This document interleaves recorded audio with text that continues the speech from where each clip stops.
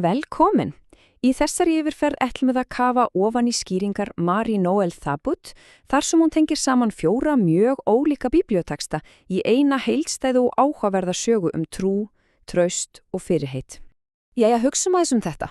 Hvað öll sagan, öll frásögn gyðingdóms og kristni, kviknar út frá eini alveg óvæntri skipun.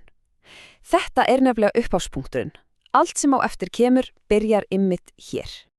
Sagan hefst með því að skoða eðli þessa kalls, því þetta var engin almenn tilskipun, þetta var ákaflega persónuleg og í raun dramatísk skipun til ákveðins manns sem hét Abram. Sjálft kallið alveg sláandi beint. Á hebresku þetta bara 2 orð, þú, farðu. Málfræðilega þetta ótrúlega beinskeytt og persónlegt.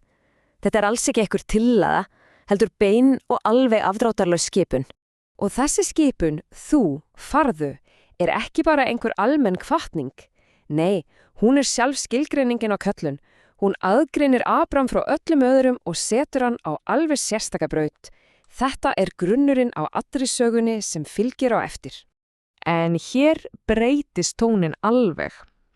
Samkvæmt skýringunum vitnað í Rassi sem var mjög mikilvægur skýrandi gyðinga.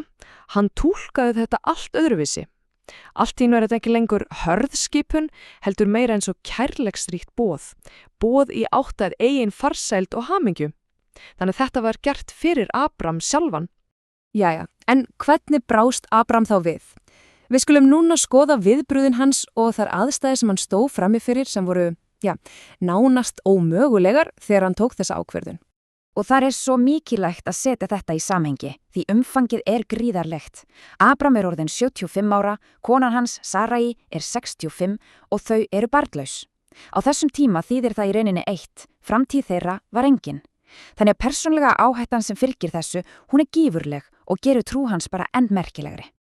Og hér sjáum við kjarnan í viðbröðnum hans. Textinn í 1. Mósebók ótrúlega stuttorður en samt svo kraftmikill. Abram fór. Þetta hrein og klár trúarathöfn sem byggir á nákvæmlega engu öðru en trausti á rödd sem hann hafði heyrt. En hvað var það sem hvatti Abram til að fara? Á bak við þessa einföldu skipun lágu nefnilega alveg stórkostleg fyrirheit. Við skulum núna líta á því lofur sem fylgdu þessu kalli.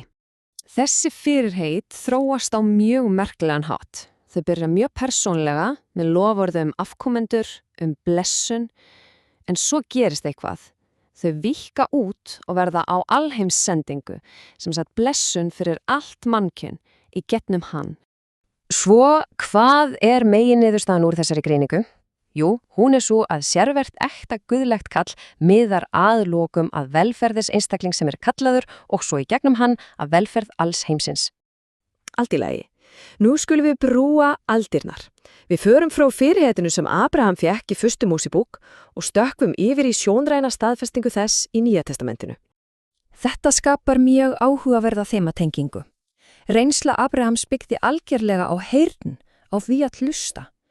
En reynsla lærisveinana við ummyndunina, hún byggði á sjón. Trúin því bæði fólkin í því að heyra og að sjá. Á fjallinu birtast 2 algerar lykilpersónur með Jesú, Móse sem stendur fyrir allt lögmálið og Elía sem stendur fyrir alla spámennina. Saman tákna þeir að Jesú yfir einn uppfylling og hápunktur allra sögu Gamla testamentisins. Og þá hljómar þessi guðlega jafnlýsing. Þessi orð endanlega staðfesting á því hver Jesús og að fyrirheitið sem byrjaði með Abraham fyrir svo löngu síðan núna að fullkomnast. Þetta leiður okkur að sjálfum kjarna málsins. Sögur Adams og Abrahams settar fram sem 2 gjörólíkar og andstæðar leiðir fyrir allt mannkynið. Í skýringunum settur fram alveg kristaltær samanburður. Annars vegar Adam, maðurinn sem vantreystir Guði. Hann lítur á boðorð hans sem einhvers konar takmörkun. Hins vegar það Abraham, maðurinn sem velur traustið og sér sama boðorð sem fyrirheit. Þetta sem sagt 2 gjörólíkar leiðir. Og þessi andstæða, hún snýst ekki bara einhverjar fornar persónur. Hún táknar tímalust og mjög persónlegt val samband sitt við hið guðlega. Val sem við stöndum öll frammifrýr. Þannig að þessi greining skilur okkur eftir með þessi spurningur. Hún breytir öllu þemanu í beina íhugun fyrir okkur. Hvaða þýðingu hefur val Abrahams í okkar eigin lífi? Leið efans eða leið traustsins?